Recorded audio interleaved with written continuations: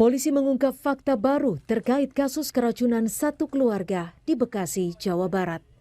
Dari penangkapan 3 pelaku, ternyata mereka telah melakukan pembunuhan berantai dengan jumlah korban tewas mencapai 9 orang. Dalam pembunuhan ini, 3 tersangka yaitu Wawon, Solihin, dan Dede menjanjikan seseorang dapat menjadi sukses atau kaya. Setelah menyerahkan harta benda mereka, korban kemudian dihilangkan dengan cara dibunuh. Tak hanya korban, saksi-saksi yang mengetahui perbuatan pelaku juga dibunuh. Nah, setelah Aki mendapatkan korban atau target yang ingin sukses, kemudian diambil uangnya. Namun ketika kesuksesan itu tidak kunjung diraih, maka tentunya dia akan menagih. Maka Aki melaporkannya kepada Dula yang kemudian mengeksekusi para korban dengan cara mengajak ke rumahnya. Kasih minum racun. Dan orang yang mengetahui pun dianggap berbahaya akan dihilangkan. Itu penjelasannya. Polisi telah melakukan penggeledahan di 2 lokasi di Cianjur. Polisi menemukan 3 lubang di luar rumah dan di dalam rumah tersangka Wawon dan Solihin. Polisi saat ini masih terus mengembangkan kasus ini dan memeriksa tempat-tempat kejadian perkara. Tim Liputan, Kompas TV.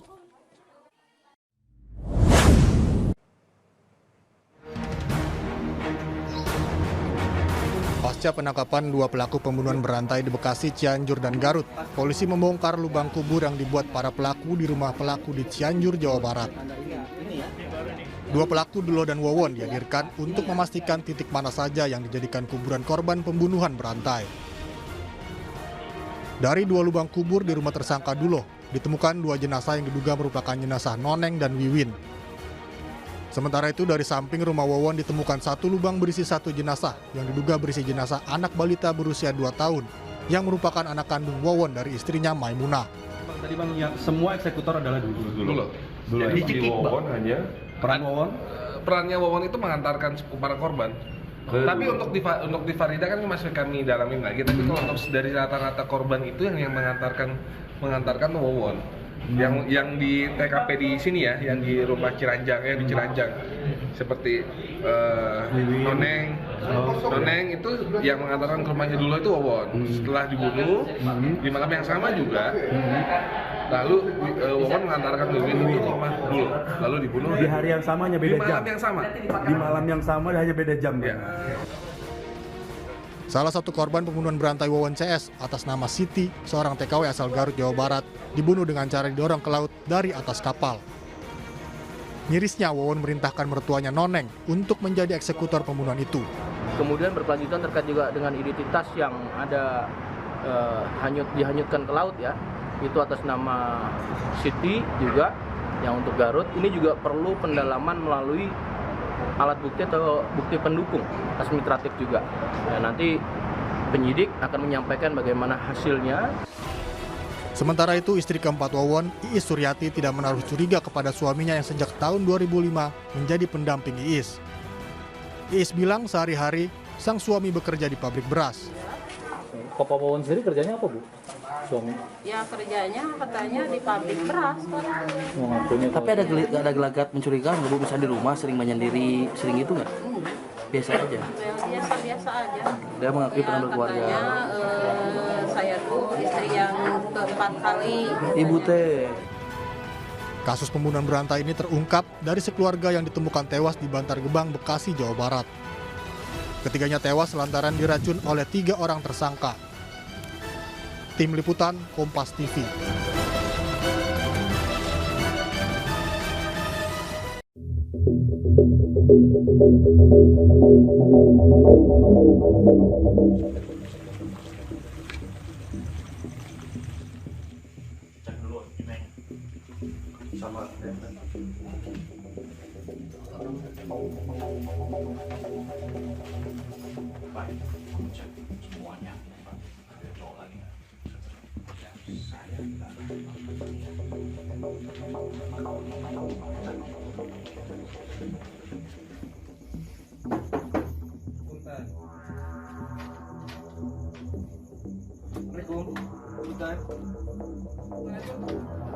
Saha nu ngaracun?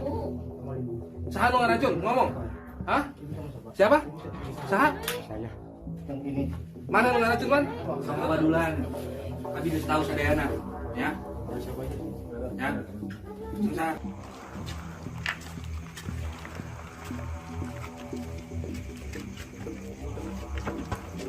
Naik ke atas. Bye, bye.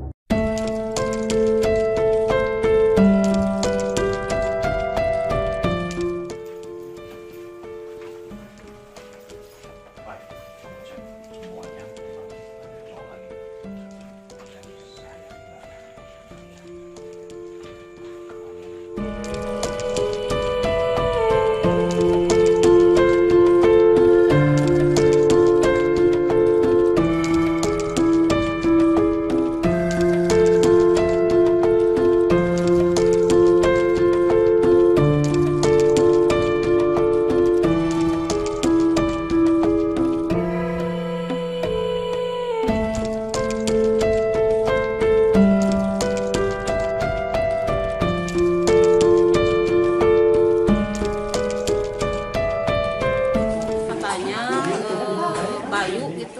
Tadi kata Pak. Itu teh siapanya Pak Wawan katanya? Katanya anaknya Dari dari Aimenah gitu. Oh, yang meninggal di Bekasi itu. Bukan. Bukan. Yang di Bekasi mah katanya belum meninggal. Ya sempat diselamatin yang 5 tahun. berarti ini yang anaknya dari itu juga atau beda lagi anak dari istri yang lain? Nggak tahu ini. Nggak tahu. Nggak tahu apa-apa saya. Waktu itu dimakaminya si kain kafannya atau hanya dimakamin gitu aja, Bu? Nggak tahu ada itu apa di situ ada Jenazah. Ya kalau tahu mah mungkin saya juga nggak mau. Ibu, Bu, ibu tahu nggak bahwa yang satu lagi katanya itu buat ibu? Ya Yang apa yang gali lubang yang satu lagi itu katanya buat ibu. nggak tahu. Tadi sempat ada yang ngungkapin gitu nggak? Enggak. Kan katanya itu mah buat sepiteng katanya buat sepiteng dari kamar mandi ibunya. Kan misah kamar mandi ibunya sama kamar mandi saya pribadi. Oh tadi kan suka praktek pendukunan nggak sih? Enggak. Papa Wawan sendiri kerjanya apa, Bu? Suami? Ya kerjanya katanya di pabrik beras kan. Oh, ngakunya tapi ada gelagat mencurigakan nggak Bu, misalnya di rumah sering menyendiri sering gitu nggak? Biasa aja. Biasa aja. Nikah sama Pak Wawan dari kapan? Dari tahun 2005. 2005. Kalau Udah yang berapa anak Bu? 2 ini Paling besar usia berapa tahun? 14 tahun. Paling besar. Bu, kalau yang di Bekasi sendiri, Ibu tahu Pak Wawan punya istri yang di Bekasi? Nggak tahu Pak, nggak tahu punya istri lagi di luar rumah gitu. Kalau ibu waktu menikah sama Pak Wawan itu dia sudah pernah berkeluarga atau gimana? Pernah. Dia mengakui Ya, pernah berkeluarga. katanya saya tuh istri yang keempat kali. Ibu teh. Iya. Yang pertama ini, yang pertama ini. Yang ketiga itu cerai biasa atau meninggal katanya? Cerai biasa. Cerai biasa.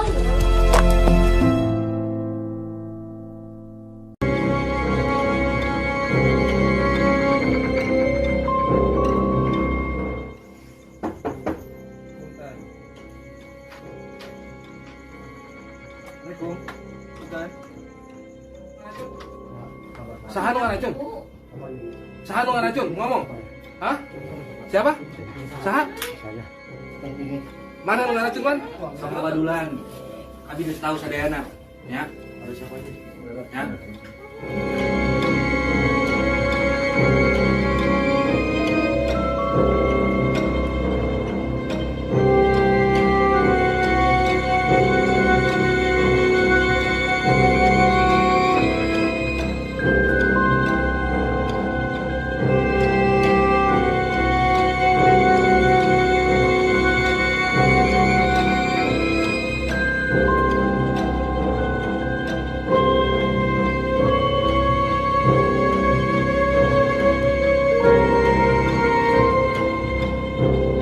Orang suka jualan es krim gitu, es cincau itu kan.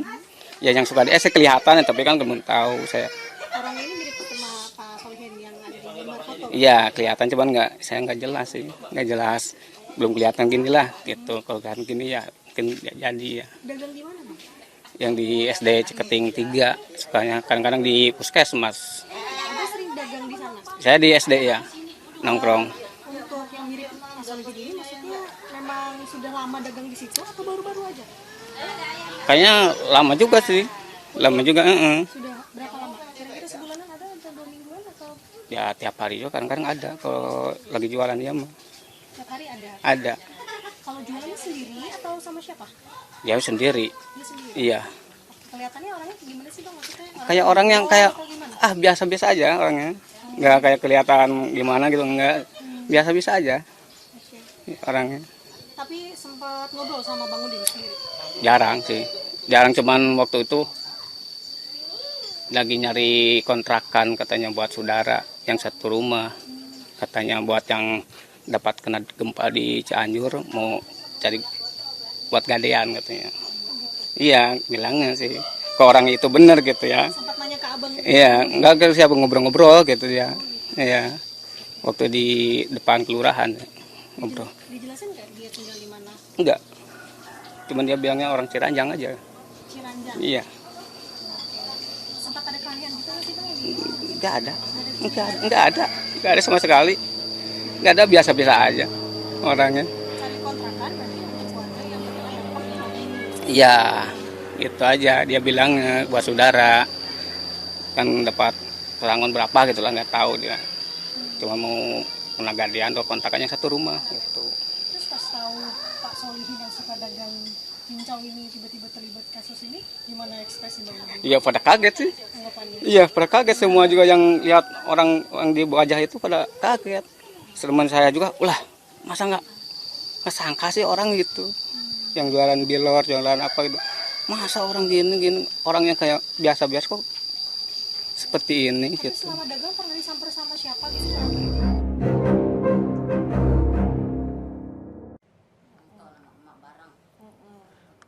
Tetangga yang juga saksi utama keluarga diduga keracunan sempat bertemu korban 1 hari sebelum kejadian. Saat bertemu, korban perempuan pamit ke saksi karena akan dijemput suaminya ke Cianjur. Namun keesokan hari, saksi mengetahui korban dan 3 anggota keluarga lainnya ditemukan dalam kondisi lemas dan mulut berbusa. Hingga kini, polisi masih mencari suami korban untuk dimintai keterangan. Dia kumpul sini semua nih, anaknya tuh. Si kecil yang udah emaknya ya itu. Semua dah pokoknya. Di sini nonton bola. Terus udah selesai bola, dia bilang sama ibu, pamit. Bu, dia memanggil enggak ibu, Mak. Saya mau pulang, ntar malam dijemput bapaknya. Dijemput suami mennya. Dijemput katanya malam. Saya pamit ya Bu. Takut ibu kehilangan katanya. Saya pamit dulu, ntar pulang malam ada yang ngejemput suami. Ya udah kata ibu, hati-hati ya di jalan. Kata ibu bener bae, dia udah nyampe ke Cianjur. Tahu-tahu pagi-pagi udah jeprah. Ibu kan di situ sok, kaget. Saudara, warga sekitar pertama kali mengetahui satu keluarga diduga keracunan di dalam rumah saat seorang warga pada Kamis pukul 8 pagi, tepatnya tanggal 12 Januari, mendengar suara runtuhan dari dalam rumah korban. Warga kemudian memanggil penghuni, suara rintihan. Kemudian warga memanggil penghuni rumah tapi tidak ada jawaban. Karena curiga, saudara, tetangga itu mendobrak pintu rumah korban. Setelah pintu terbuka, saudara, korban ditemukan di lokasi yang berbeda. 2 korban laki-laki tergeletak lemas di lantai ruang utama dengan mulut berbusa. 1 laki-laki lain ditemukan di kamar depan dan 1 perempuan di kamar belakang dengan kondisi lemas. Serta seorang anak perempuan berusia 5 tahun ditemukan dalam kondisi masih sadar.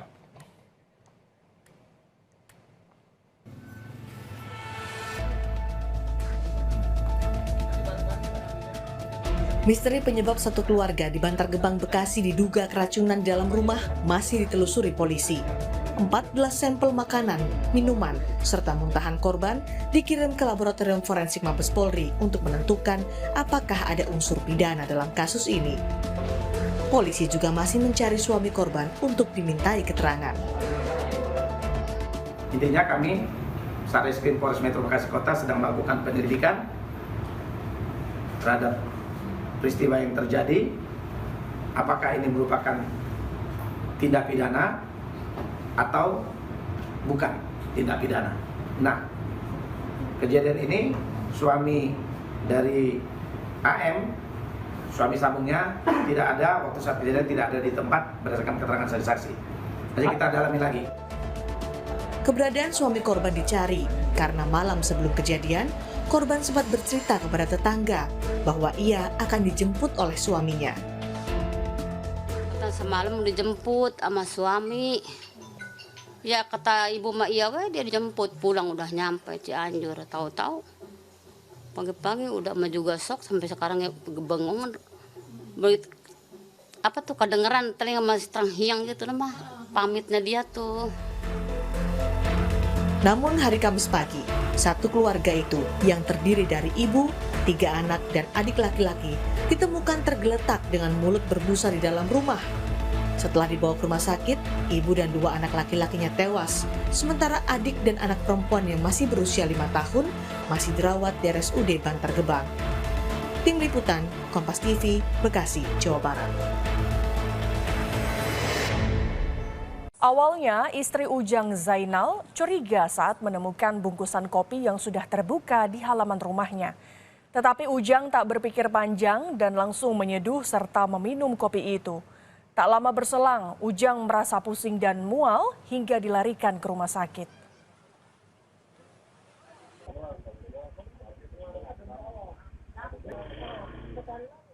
Itu habis salat maghrib, terus ada kopi di luar, langsung saya ambil seduh gitu ya, langsung saya seduh. Ya, terus saya seduh, dicobain, rasanya nggak enak. Dicoba lagi 1 kali lagi, rasanya nggak enak gitu, langsung saya buang. Nah, sudah saya buang, langsung saya duduk lagi sambil nonton TV. Nggak lama kemudian, nggak lama sama sekali, langsung terjadi kepala saya pusing, terus ini tangan sakit, kaki sakit, ini sampai gini, sampai ini berbulan-bulan gitu. Berbusa? Iya, sampai napas juga nggak kuat. Setelah fakta-fakta saintifik, olah TKP, hasil lapor, hasil visum et repertum, maka tentunya penyidik mencari tahu siapa pelakunya. Dan berdasarkan hasil investigasi, pemeriksaan kepada saksi-saksi, ditemukan bahwa pelakunya adalah saudara Wawon Erawan alias Aki, Solihin alias Dullah, dan saudara MDD Solehudin. Ketiganya ternyata orang dekat dari para korban. Bahkan salah satu pelaku ini merupakan suami dari korban.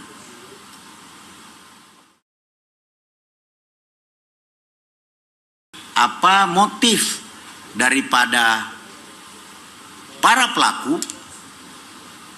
melakukan pembunuhan dengan cara memberikan racun pestisida kepada para korban?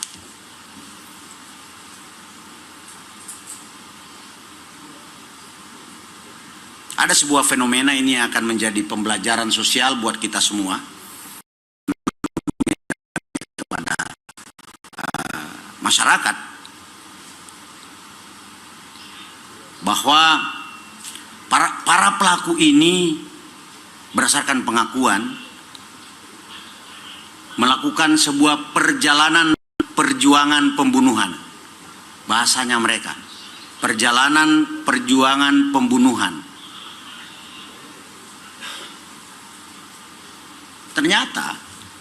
Ternyata korban meninggal dunia yang di Bekasi ini dibunuh karena para tersangka ini diketahui melakukan tindak pidana lain. Apa tindak pidana lain itu? Mereka melakukan serangkaian pembunuhan atau biasa disebut dengan serial killer dengan modus operandi, dengan motif janji-janji yang dikemas dengan kemampuan supranatural untuk membuat orang menjadi sukses atau kaya. Jadi keluarga dekatnya ini dianggap berbahaya karena mengetahui bahwa dia melakukan tindak pidana lain dalam bentuk pembunuhan dan penipuan kepada korban-korban lainnya. Jadi perjalanan perjuangan pembunuhan dalam konteks para pelaku sebenarnya endingnya adalah bagaimana mengambil uang daripada korban yang terkena tipu daya. Nanti akan dijelaskan lebih lanjut oleh tim penyidik, Pak Dir dan Pak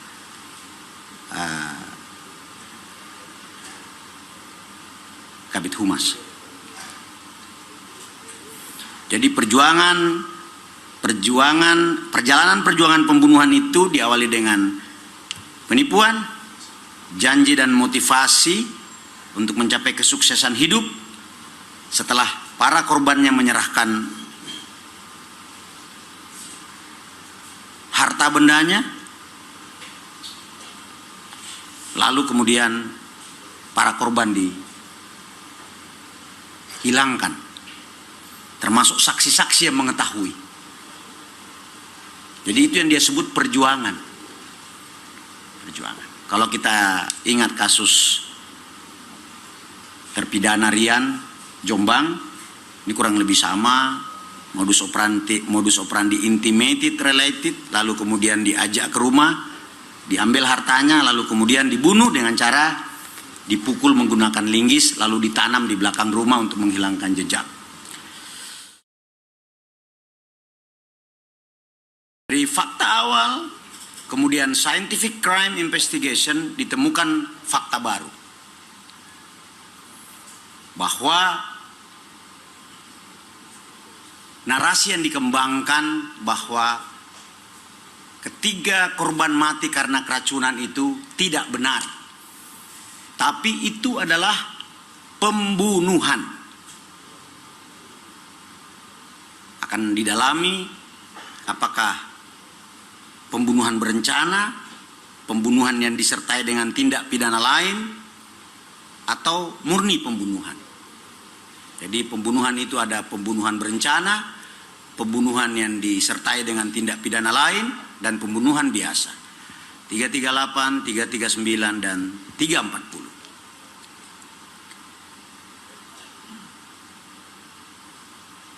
Setelah fakta-fakta saintifik, olah TKP, hasil lapor, hasil visum et repertum, maka tentunya penyidik mencari tahu siapa pelakunya. Dan berdasarkan hasil investigasi, pemeriksaan kepada saksi-saksi, ditemukan bahwa pelakunya adalah saudara Wawon Erawan alias Aki, Solihin alias Dullah, dan saudara MDD Solehudin. Ketiganya ternyata orang dekat dari para korban. Bahkan salah satu pelaku ini merupakan suami dari korban. pertanyaan kemudian adalah apa motif daripada para pelaku melakukan pembunuhan dengan cara memberikan racun pestisida kepada para korban.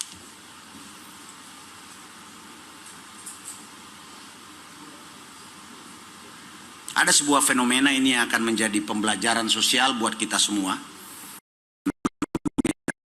kepada masyarakat,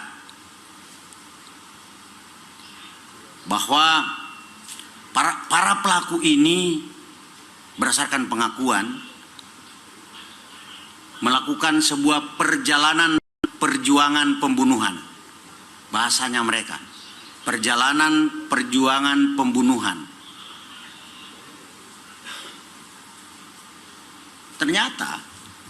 Ternyata korban meninggal dunia yang di Bekasi ini dibunuh karena para tersangka ini diketahui melakukan tindak pidana lain.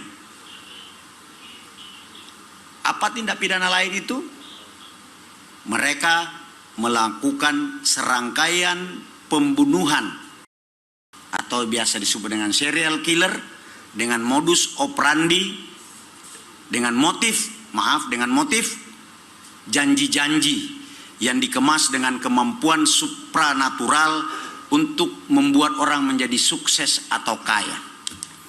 Jadi keluarga dekatnya ini dianggap berbahaya karena mengetahui bahwa dia melakukan tindak pidana lain dalam bentuk pembunuhan dan penipuan kepada korban-korban lainnya.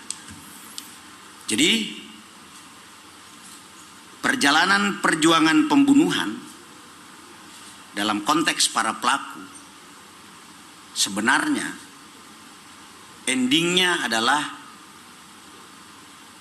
bagaimana mengambil uang daripada korban yang terkena tipu daya.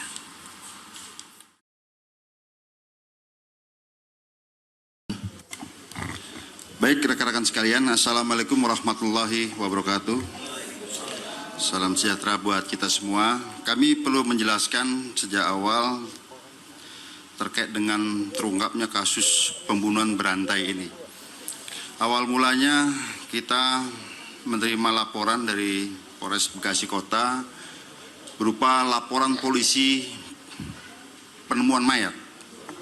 Kemudian kami bentuk tim gabungan antara Polres Metro Bekasi dan Direktorat Reserse Kriminal Umum Polda Metro Jaya. Kami adakan olah TKP bersama-sama tim ahli, kolaborasi interprofesi. Akan kami selidiki apakah ini merupakan delik ataupun perbuatan pidana. Ternyata kami di sana menemukan kejanggalan. Yang pertama kami temukan lubang yang ini jadi bahan pertanyaan kami.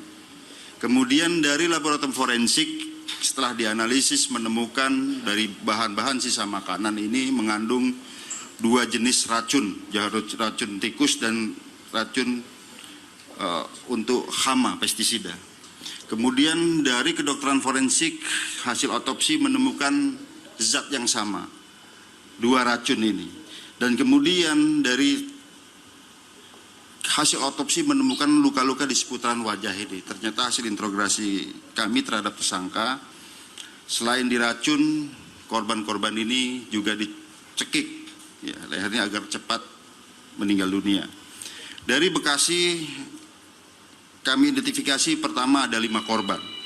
3 orang meninggal dunia, 1 orang atas nama Neng Ayu usia 5 tahun. Ini juga minum racun tapi tidak banyak. Sekarang selamat ya, sudah kita rawat ya, di KPAD ya. Kemudian yang 1 ini minum racun juga.